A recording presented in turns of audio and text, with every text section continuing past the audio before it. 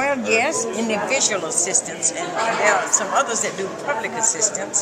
It just depends. But as far as the bridges, and in fact, there's a gentleman here who may be able to help you with some answers as to what I do. He's giving me his information now. Okay. And usually what we do with this information is, as I do a report at the end of the day, we want FEMA to know what's going on. Yeah. Send a letter, so I let them know that he's been by here. Okay. These young men are interviewing for their class. A project on bridges. You're doing work on about bridges. So you need answers on about bridges. Let's just say that. And your name is? Sandy Corda. Sandy Corda. I'm Chris. I'm from Hartford High School. Hi. Nice to meet you. I'm the Emergency Management Director for the town of Morwell. Okay. Now, what exactly is it that you're doing? For our project, we're creating an online website, and our first topic is Hurricane Irene, and then we picked the topic of bridges and how bridges were affected by Hurricane Irene.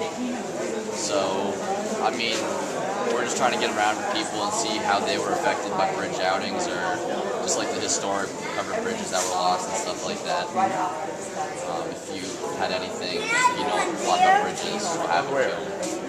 Well, I understand that obviously the bridges were the main connecting points from residents up in the hills down to the cities, or to the town centers. But what is it exactly that you're looking to find out about? The infrastructures, about the way the bridges were built?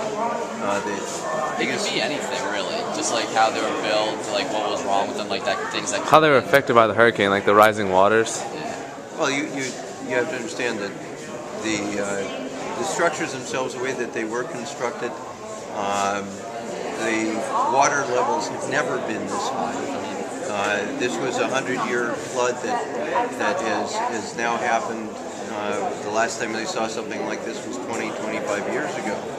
I don't know why they call them 100-year floods when they happen every 20 years. But they do. With all the debris that came down, it wasn't just the water. You had cars, you had tree trunks, boulders that were dislodged and washed away, and they were hitting the foundations of these bridges. That helped to undermine and weaken them. And with the repeated amount of water in such a large amount, and in the speed that they were traveling, it helped to undermine and tear away these bridges. So it was mostly the side of the bridges getting washed away, and then that was how they just fell over? Yeah, you get an infrastructure weakness where one end will wash away or weaken, and that, if you look at the way that they all moved on the videos, it wasn't one just being swept out, it was one end being weakened, and then that weakened the other side, and just swept away. Majority of it was engineered for something where the water was at a particular level. Much like with Katrina. They had engineered for 18 feet, not 32, you know. So it was one of those situations where they thought at the time it was fine. They never thought something like this would ever occur. No, this is what is referred to as catastrophic. Yeah. Above and beyond what we would have expected. Dixie's gone. Now, why is it that you were starting with bridges in particular? A whole bunch of our other classmates are doing different topics, like some are doing transportation, roads, rivers. But I think it's great that you have him. Yeah, definitely. It's a good find. Not a problem. So. Now, what have you learned about bridges so far? Well, we just started, what was it, 3 days ago, last week? So we're just really just touching the top of the water right now. We're just getting down and we're interviewing different people. You're the first guy we've interviewed, so hopefully we can get some more people to say their opinions and stuff like that on what happened. All right. With the stuff that you've seen in the water, you've obviously seen the detritus that's alongside the road, right? And you've seen the piles that people have cleared in their dooryards. If you go up along the road here, you're going to see piles of trash and what looks like tree stumps and car parts and personal effects in between all the trash that's piled. Understand that was in the yards, in people's homes, in the roadways, and where the roads are passable now, they were feet underwater. Feet underwater. You see the watermarks on the hillsides where the mud has packed up against and has flattened the vegetation at an elevation that, if you see, it would be like looking at the top of that banner, and the water level is right here, right now.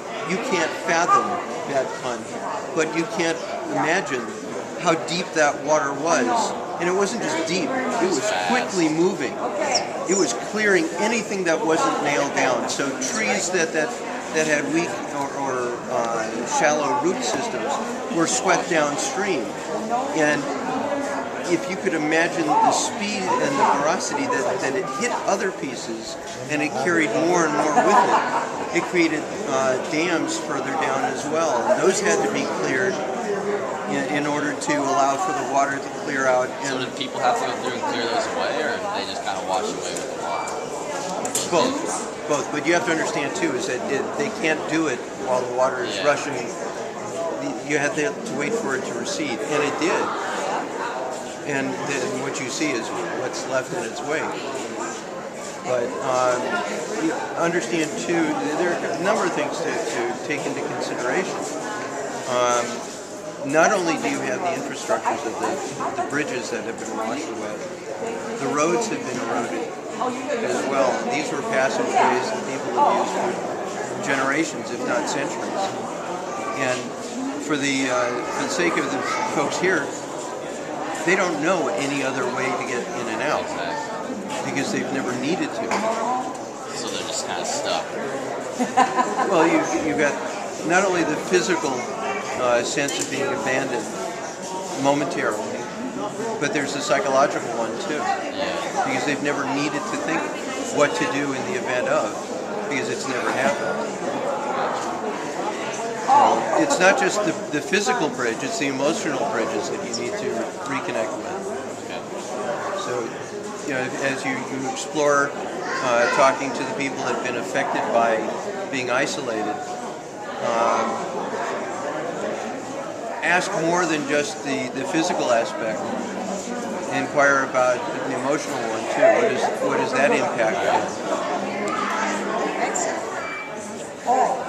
Appreciate it. No, not a problem. It was nice talking to you. Look. Thank you. I didn't catch your name. What was it? Pardon? Your name? Sandy Corda. Oh, yeah. All right, thank you. Not a problem.